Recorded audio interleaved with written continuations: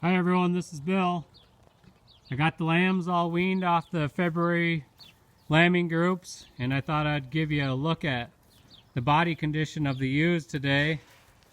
These two here are full bloods, but they're going to be mixed out here. But anyway, this was after 5 days on straw, and I finally put them out on hay today. Just thought I'd give you a look at their body condition. Pretty happy. They held in there, you can see that, and there was even 6 of the ewes out here that had and raised 3 lambs. Well, the one actually had quads, but she still raised 3. I grafted one of hers off. But I thought after being on straw for 5 days, they still look like they're in pretty nice body condition. Then I thought we'd turn here and go inside the barn, and I'll show you how the lambs have come out after we got them all weaned and everyone's quieted down now.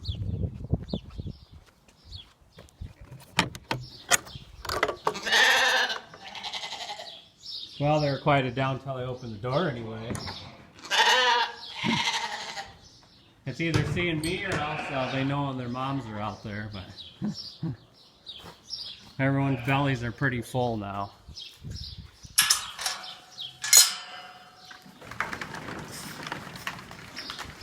a nice sunny day and calmer winds. I thought it'd be a good time to get a video instead of having to fight that wind. I know some of these smaller ones would have been the quads or triplets. Like that little one, that was the smallest quad.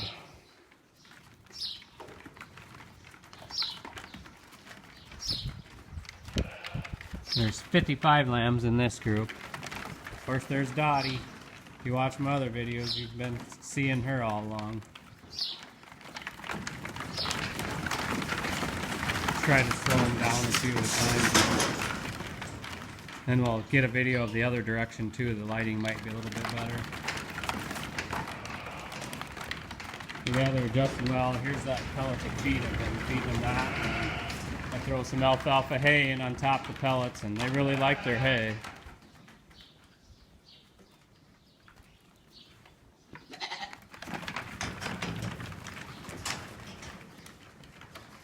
They adjusted well to weaning.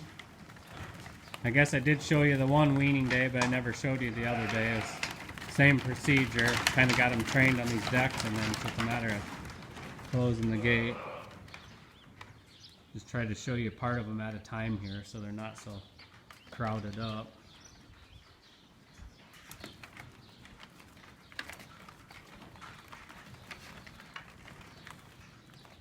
You can really tell the difference between a triplet raised and a single raised. There are some of them height differences.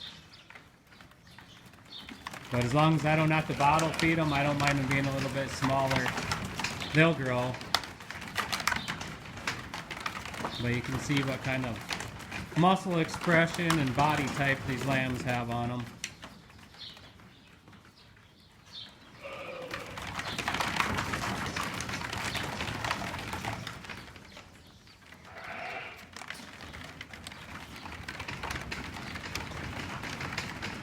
I think you've seen them good enough, and then we'll come over here and look at the bigger lambs. These would have been the ones that I weaned in that first video, less a few because it was too crowded up in the raised deck, so I've taken some out of there already. But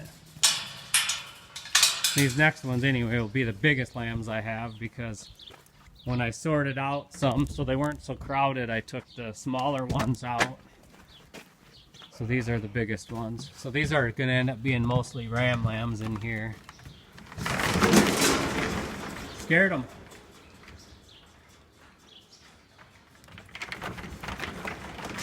I don't know just on the video if you can see the size difference or not, but these are definitely bigger than the ones on the other raised decks there.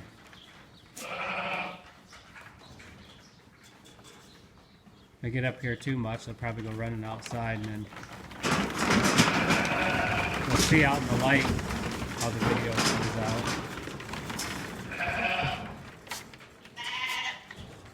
Before I separate them out, I was putting a little bit of feed over here in these feeders just because there wasn't enough bunk space. I guess that's kind of been my limiting factor so far with this setup, is just not having enough bunk space. What I really need to do is build some more of these wooden bunks and then put them over on the other side, and then I'd be able to have a lot more sheep in the same pen.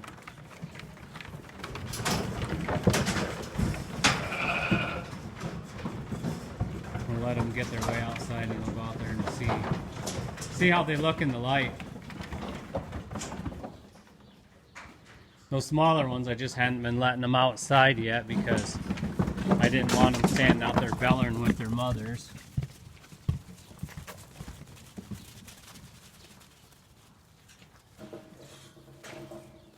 It always looks nice to have the nice clean white lambs with all that nice green grass in the background. Got a good crop of dandelions coming on now. At least the dandelions won't last too long. But they're all mixed. I know I use those little white ear tags, and so a lot of you might not be able to really see them on the video, but if they have that ear tag in their right ear, then that means they're a full blood, and if it's in their left ear, then they're just purebreds. So that's how I keep them tracked, just by looking. And then I used to use bigger plastic tags. You could see their numbers better, but the tag retention was never as good as these tags. I think so far I've only ever lost one of these tags out of 3 years. So I have pretty good tag retention with these little steel tags, and this is a National Band and Tag out of Newport, Kentucky. But they've done good for me. And then, like I said, I don't lose very many, but the key is to put them in the top part of the ear. I think years ago I maybe tried some in the bottom part of the ear, and then I lost a few. But in the top part, I'm pretty sure I've only lost 1 out of 3 years. So I'm pretty happy, because I don't care what you use for tags. I don't think you could probably do much better than 1 out of 3 years. Seems like they're always catching them on something. We'll walk around and see if the sun angle does any better, and then I'll call this video good enough, so at least you see now they're growing. When they get to playing, they'll be running in and out on that ramp. There's an update on how they're all looking so far.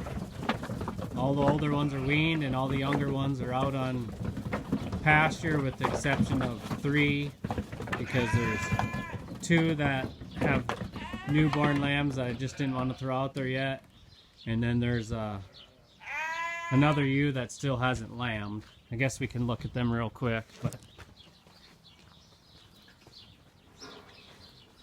not much to see in here. Got this ewe with her lamb, and then in the far end, clear down there, there's a ewe with twins in the one corner, and then that middle ewe, she's the last one to lamb. So I'm just about wrapped up, can't wait to get there. I'll get a video sometime of the ewes with their lambs out on pasture. Until then, have a good day. Thanks for watching. Bye.